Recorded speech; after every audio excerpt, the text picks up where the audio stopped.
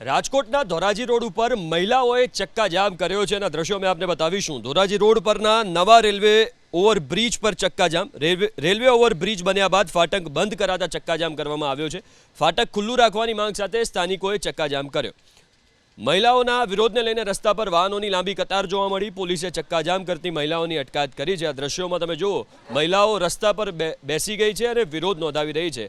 આ વિરોધના પગલે લાંબો ટ્રાફિક જામ પણ સર્જાયો હતો.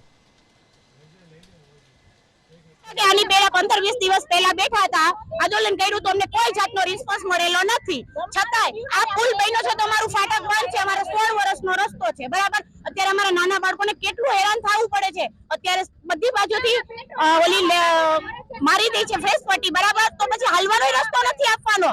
સાયકલો લઈ લઈને હું પુલ ઉપર મોકલવા. કેટલા એક્સિડન્ટ થાય છે. પુલ બન્યો એને કેટલા મહિના થયા છે અને એક્સિડન્ટ કેટલા થયા છે ઈ ગણાવો અમને 3 થી 5 સુધીમાં. તો અમે અરજી આપી છે તો અરજીનો જવાબ અમને નથી આપ્યો. ઈ લોકો હમણાં કહેતા ને અમે તો ફાટક વાળા કે અમને કઈ ખબર ન અને પાછળથી પોલીસ વાળાને એને બોલાવી લીધા. તો પોલીસ વાળાને એની પાસે નંબર હતા, આ લોકોના નંબર નતા એની પાસે. અમને ખાલી હાલવાનો તો રસ્તો દે ને અમારા છોકરા નાના નાના છે ભાઈ. અમારે કેવી રીતના અમે હપ્તા મકાનના ભરતા હોય અત્યારે. માણા બધાય નાના છે, કોઈ મોટું નથી.